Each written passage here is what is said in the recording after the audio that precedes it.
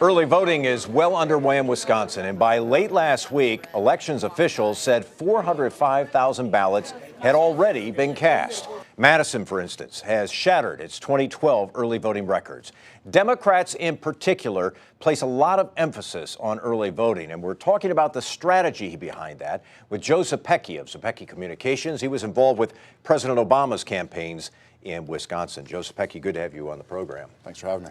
So help us understand the fascination with early voting. What is this all about? Well, I think part of it reflects a societal change, right? We are increasingly an on-demand world, whether you're shopping or consuming entertainment. People want what they want, when and how they want it.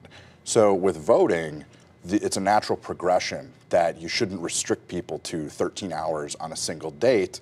Let's open that up. People are busy, working multiple jobs, running kids around. So it makes it more on demand for people who want to participate in our democracy. So for the voter, it's lifestyle, but for the Democratic or Republican strategists, it's something else. Well, it's about resources and banking votes, okay? So explain banking votes. So if you have 500,000 voters in your GOTV universe, you used to Get out the vote universe. You used to only have 4 days, Saturday, Sunday, Monday, Tuesday. You would try and contact all of those voters a couple of times to remind them to go vote on Tuesday.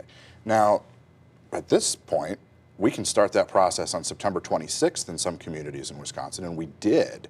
So we have multiple opportunities to get those people out, and all of a sudden our universe for that last 4 days, it isn't 500,000 anymore. Maybe it's 450, maybe it's 400,000. And ultimately campaigns only have to do two things: persuade people to vote for the candidate, and then get them out and vote. So if you can extend that time period, it helps campaigns with resources and getting people out to do what they want them to do, which is vote for them. How focused are campaigns? You worked in this is real world stuff for you. How focused are you in making sure people get to the polls in the days running up to the election? A lot. It becomes all-encompassing, certainly for those last 4 days. And historically, that's how it was. When I started working on campaigns, it was all about that last 4-day sprint. Now, Election Day really lasts about a month.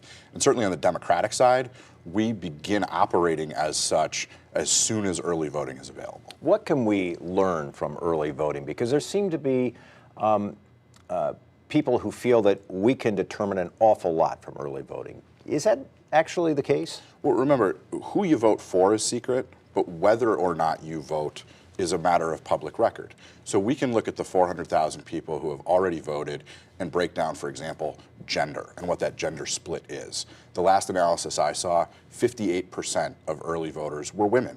Now, when you look at the Clinton, Trump, and Johnson-Feingold gender splits and say the Marquette poll, you begin to see, okay, if it's a more female electorate encouraging than typical, sign for Clinton. That's encouraging for Democrats.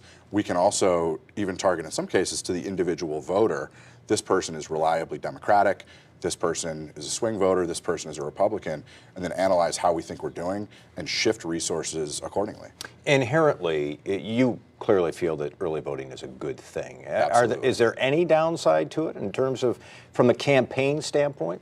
I don't think so, and I think the One Wisconsin Institute deserves a lot of credit for going to court to reestablish a lot of the early voting hours that we have. This is something that makes it easier for people to participate in their democracy, and it's a great thing that there's literally hundreds of hours that voters can choose when they want to go and cast their ballot. To me, it's an upside because the more people participate, the better off the system is. And give me a sense of whether people understand just how much campaigns know about them. You worked in that business. Is it a little scary how much is known about us? I wouldn't say scary. I think it would surprise some people.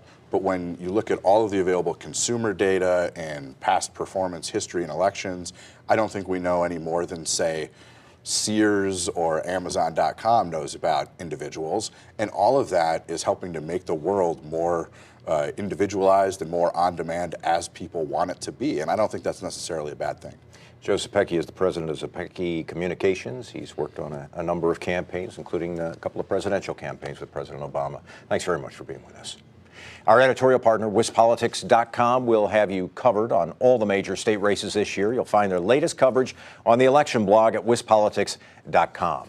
Coming up next on Upfront, the future of online voting.